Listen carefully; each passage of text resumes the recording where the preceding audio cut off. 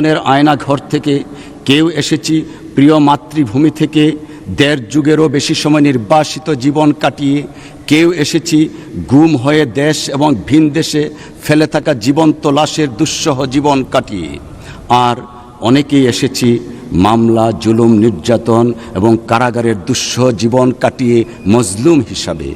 এই রকম সংসদ আমাদের জাতীয় জীবনের ইতিহাসে আর কখনো দেখা যায়নি, এমনকি বিশ্বের ইতিহাসেও বিরল।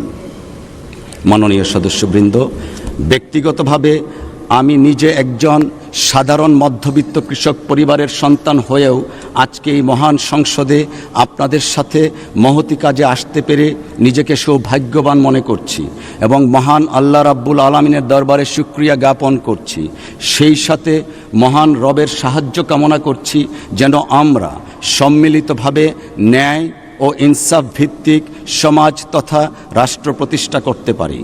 পরিশেষে আমি আবারও সংসদের সকল মাননীয় সদস্যগণকে ধন্যবাদ জানাই এবং আশা করি আপনাদের সহযোগিতায় আমরা এই সংসদকে একটি মর্যাদাকর, কার্যকর এবং গণতান্ত্রিক প্রতিষ্ঠান হিসাবে আরও শক্তিশালী করতে পারব ইনশাআল্লাহ।